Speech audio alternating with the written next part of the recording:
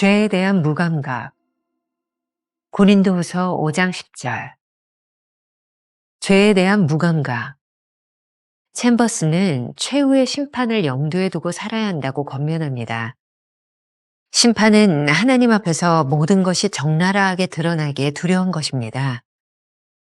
그러나 심판 전에 정결한 빛 가운데 사는 법을 배운다면 오히려 심판의 때에 기쁘지 않을까요? 우리에게는 하나님, 저는 죄인입니다 라는 시인이 당장 필요합니다. 죄에 대한 형벌은 그 죄가 결과를 맺는 것입니다. 죄를 징벌하는 것은 하나님만이 아닙니다. 어떠한 버둥거림과 기도로도 그 죄를 멈추지 못합니다. 죄로 인한 형벌이란 점점 그 죄에 익숙해져서 그것이 죄인 줄을 알지 못하게 되는 것입니다. 죄에 대한 징벌은 하나님께 받는 것만으로 국한되지 않습니다. 그 죄의 결과 또한 형벌입니다. 정말 무서운 사실은 죄를 지으면 지을수록 죄에 대하여 익숙해진다는 것입니다. 죄에 무감각해지면 점점 더 담대해지고 그에 비례해 무서운 결과를 감당해야 합니다. 오늘날 가장 심각한 바리새인들은 위선이 아니라 죄를 죄로 알지 못하는 무감각을 가졌습니다. 바리새인들의 죄가 얼마나 무섭습니까? 예수님은 성경 곳곳에서 바리새인들의 위선을 지적하셨습니다. 이들의 위선은 사람들을 지옥의 자식으로 만들기도 합니다. 그런데 위선보다 더 무서운 것이 무감각입니다. 굳은 살이 생기면 민감성이 사라집니다. 죄의 반복으로 딱딱하게 굳어진 우리 심령 또한 죄에 무감각해질 수 있습니다. 성령의 임재, 즉 성령의 빛에 거하지 않으면 우리는 결코 죄의 어두움에서 벗어날 수 없습니다. 만일 우리가 빛 가운데서 누군가를 판단하고 있다면 바리새인의 위선보다 더 무서운 상태입니다. 위선은 척하는 것이지만 죄에 무감각해지면 자신이 무슨 죄를 짓고 있는지도 모르는 상태가 되니 말입니다. 김병삼 목사의 매일 만나 365, 오늘은 3월 16일 죄에 대한 무감각이라는 제목으로 말씀을 나누려고 합니다. 원문의 제목으로 하자면 심판은 있다. 이게 조금 더 적절하리라는 생각이 들기도 합니다. 죄에 대한 무감각. 오늘 묵상의 영문 제목이 하나님께서 심판하신다라는 뜻을 가지고 있습니다. 전체적인 내용은 최후의 심판을 염두에 두고 살아야 한다는 권면의 말씀입니다. 심판은 두려운 것입니다. 모든 것이 하나님 앞에 적나라하게 드러나기 때문입니다. 그러나 심판 전에 우리가 정결한 빛 가운데 사는 것을 배운다면 오히려 심판의 때가 기쁘지 않을까요? 두려워서 감추고 싶은 것이 있는 사람과 밝은 곳에서 자신을 자랑하고 싶은 사람에게 어떻게 심판이 같을 수 있겠습니까? 아무리 거룩한 척을 해도 못된 성질은 사단에게 이용당하고 결국에는 지옥을 경험하게 됩니다. 우리에게 필요한 것은 당장 하나님, 저는 죄인입니다 라고 시인하는 것입니다. 죄를 고백하지 않으면 점점 더 강팍해질 것입니다. 챔버스의 글을 소개합니다. 죄에 대한 형벌은 그 죄가 결과를 맺는 것입니다. 죄를 징벌하는 것은 하나님만이 아닙니다. 어떠한 버둥거림과 기도로도 그 죄를 멈추지 못합니다. 죄로 인한 형벌이란 점점 그 죄에 익숙해져 그것이 죄인 줄을 알지 못하게 되는 것입니다. 챔버스가 오늘 묵상에서 아주 흥미로운 점을 말하고 있습니다.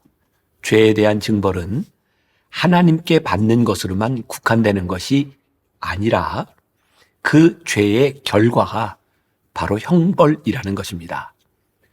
말씀을 묵상하며 이것이 무슨 의미일까를 생각해 보았습니다. 이런 것이죠. 불륜을 저지르는 것은 죄로만 끝나는 것이 아니라 가정이 깨어지는 결과를 낳습니다. 거짓말을 하면 불의의 열매를 맺습니다. 누군가를 부당하게 대우하면 원한이 쌓이게 됩니다. 죄가 무서운 것은 죄의 심판보다 그 죄로 인한 결과라는 말이 참 두렵게 다가옵니다. 정말로 무서운 것은 죄를 짓는 사람들이 죄를 지으면 지을수록 죄에 대하여 익숙해져 간다는 것입니다. 죄에 무감각해지면 점점 더 죄에 대하여 담대해질 것이고 그것에 비례해서 무서운 결과를 감당해야 할 것입니다. 그러고 보니 죄에 대해 무감각해지는 것보다 무서운 형벌이 없는 것 같습니다. 혹시 위험불감증 혹은 안전불감증 이런 말을 들어보셨습니까? 그런데 이 둘의 차이를 아시나요? 말 장난처럼 들릴지 모르지만 이런 구별이 가능합니다. 예를 들어서 안전벨트를 착용하지 않으면 위험하다라는 인식을 하지 못하면 위험불감증이고 안전벨트를 착용해야 안전하다 이것을 인식하지 못하면 안전불감증이라고 합니다. 둘 다 같은 의미지만 관점이 다릅니다. 이러한 불감증으로 인해 산업 현장에서는 심각한 문제들이 야기된다고 합니다. 신입 근로자들의 경우에 열정은 있으나 실전 경험이 없기 때문에 위험을 잘 인식하지 못해 위험 불감증에 빠질 수 있고 숙련된 노동자들은 기본적인 지식이 쌓이다 보니 일종의 자만심으로 인해 안전 불감증에 빠질 수 있답니다. 둘 다 무지와 자만심으로 인해 큰 피해를 볼 수 있다는 것입니다. 어떤 공익 광고에서는 이 둘이 어떤 질병보다도 무섭다고 합니다. 질병은 당사자에게만 고통을 주고 백신이 개발되면 치료할 수 있지만 안전불감증, 위험불감증은 자칫하면 커다란 재앙을 만들 수도 있기 때문입니다. 오늘 묵상 가장 마지막에서 챔버스는 죄의 이런 문제를 지적하고 있습니다. 오늘날 가장 심각한 바리새인들은 위선이 아니라 죄를 죄로 알지 못하는 무감각을 가졌습니다. 바리새인들의 죄가 얼마나 무섭습니까? 예수님은 성경 곳곳에서 바리새인들의 위선을 지적하셨습니다. 바리새인들의 외식은 천국문을 가로막아 사람들로 하여금 들어가지 못하게 합니다. 이들의 위선은 사람들을 지옥의 자식으로 만들기도 합니다. 그런데 위선보다 더 무서운 것이 무감각이라고 말합니다. 마태복음 23장 13절과 15절 화 있을진저 외식하는 서기관들과 바리새인들이여 너희는 천국문을 사람들 앞에서 닫고 너희도 들어가지 않고 들어가려 하는 자도 들어가지 못하게 하는도다. 화 있을진저 외식하는 서기관들과 바리새인들이여 너희는 교인 한 사람을 얻기 위하여 바다와 육지를 두루 다니다가 생기면 너희보다 배나 더 지옥 자식이 되게 하는도다. 무감각을 치유할 수 있는 것은 무엇일까요? 송곳보다 예리하게 무감각의 외피를 뚫고 들어갈 수 있는 강력한 것이 필요합니다. 이런 상상을 해봅니다. 우리는 종종 동일한 작업을 반복하다가 손이나 발에 굳은 살이 박혔던 경험들이 있습니다. 흔히 운동을 할 때 통증을 이기는 제일 좋은 방법 중에 하나가 굳은 살이 박힐 때까지 반복하는 것이라고 하죠. 굳은 살이 생기면 민감성이 사라집니다. 무서운 것은 죄의 반복으로 인해 딱딱하게 굳어진 우리 심령이 죄에 무감각해지는 것입니다. 죄가 무서운 이유는 필연적으로 죄는 죄의 열매를 맺기 때문이죠.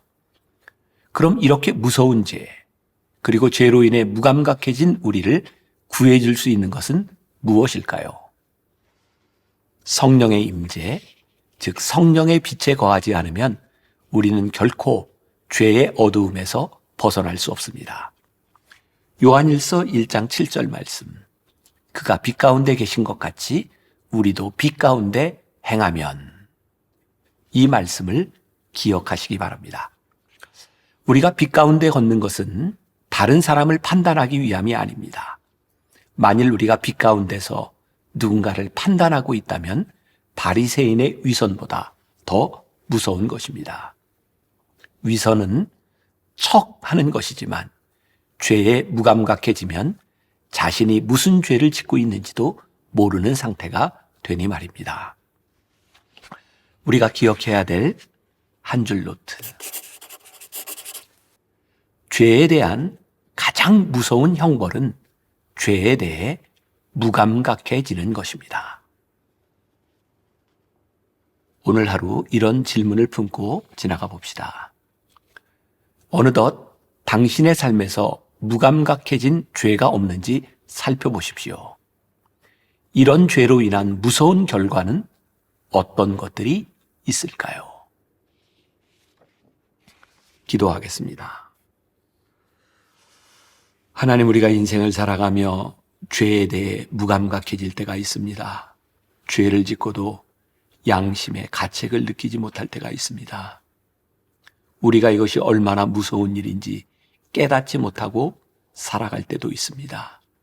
죄는 죄로 끝나는 것이 아니라 죄의 결과가 있고 심판이 있다고 하는 것을 우리들이 깨닫게 하여 주셔서 하나님 앞에 설 때에 이 죄로 인한 심판으로 두려움으로 서는 것이 아니라 빛 가운데 살아가다 하나님을 기쁨으로 맞을 수 있는 우리 성도들이 되게 하여 주옵소서. 예수님의 이름으로 기도했습니다. 아멘. 죄의 가장 무서운 형벌은 죄에 무감각해지는 것입니다.